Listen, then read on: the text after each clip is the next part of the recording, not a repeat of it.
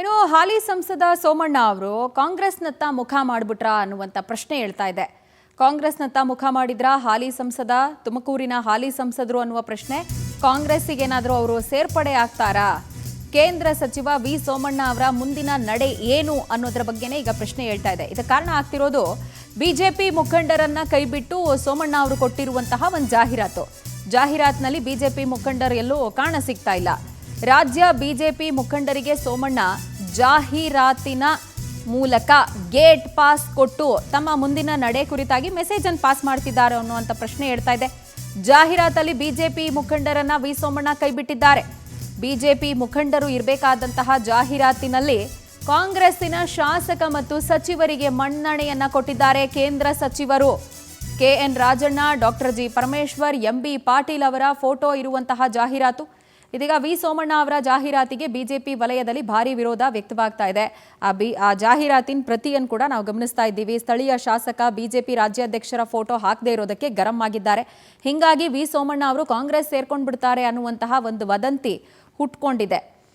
ಶಿವಕುಮಾರ ಮಹಾಸ್ವಾಮೀಜಿಗಳ 119ನೇ ಜಯಂತ್ಯೋತ್ಸವ ಮತ್ತು ಗುರುವಂದನಾ ಮಹೋತ್ಸವ ಕಾರ್ಯಕ್ರಮ ನಾಳೆ ಏಪ್ರಿಲ್ 1 ಶಿವಕುಮಾರ ಶ್ರೀಗಳವರ ಜನ್ಮ ದಿವಸ.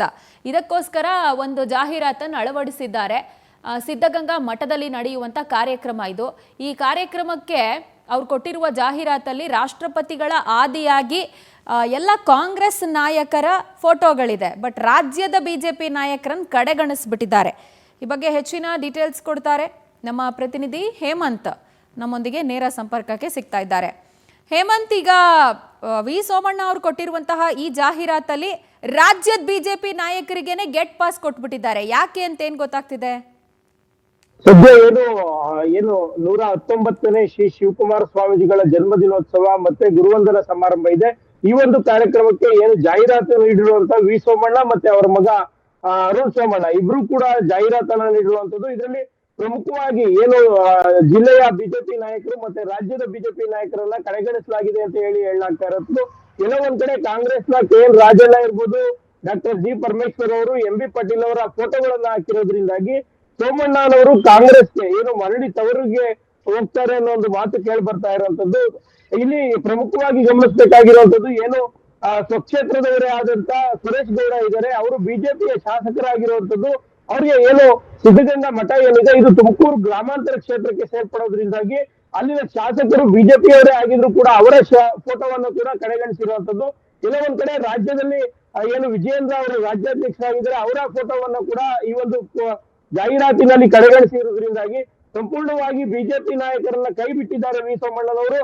ಕೆಲವೊಂದ್ ಕಡೆ ಕಾಂಗ್ರೆಸ್ನತ್ತ ಮುಖ ಮಾಡ್ತಾ ಇದ್ದಾರೆ ಅನ್ನುವಂಥದ್ದು ಕೇಳಿ ಬರ್ತಾ ಇರುವಂತದ್ದು. ಯಾಕಂತಂದ್ರೆ ಏನು ಸೋಮಣ್ಣನವರ ಚುನಾವಣೆ ಏನ್ ನಡೀತು ತುಮಕೂರಿನಲ್ಲಿ, ಈ ಒಂದು ಸಂದರ್ಭದಲ್ಲಿ ಕೂಡ ಏನು ಕಾಂಗ್ರೆಸ್ನ ನಾಯಕರು ಹಲವು ನಾಯಕರು ಸೋಮಣ್ಣನವರಿಗೆ ಬೆಂಬಲ ನೀಡಿದ್ರು ಅಂತ ಹೇಳಲಾಗ್ತಾ ಇತ್ತು. ಇದು ಸದ್ಯ ಏನು ಜಾಹೀರಾತನ್ನ ನೀಡಿರುವಂತದ್ದು ನೋಡಿದ್ರೆ ಅದು ಸತ್ಯವಾದಂತ ಮಾತು ಅಂತಾನೆ ಹೇಳ್ಬೋದು. ಯಾಕಂತಂದ್ರೆ ಸಂಪೂರ್ಣವಾಗಿ ಬಿಜೆಪಿ ನಾಯಕರನ್ನ ಕೈಬಿಟ್ಟು ಕಾಂಗ್ರೆಸ್ ನಾಯಕರ ಬಲವರ್ಸಲಿಕ್ಕೆ ಮತ್ತೆ ಅವರನ್ನ ಜಾಹೀರಾತುಗಳಲ್ಲಿ ಹಾಕಿ ಅವರ ಬಿಂಬಿಸುವಂತ ಕೆಲಸವನ್ನ ವಿ ಸೋಮಣ್ಣನವರು ಮಾಡ್ತಾ ಇದ್ದಾರೆ ಅಂತ ಹೇಳ್ಬೋದು.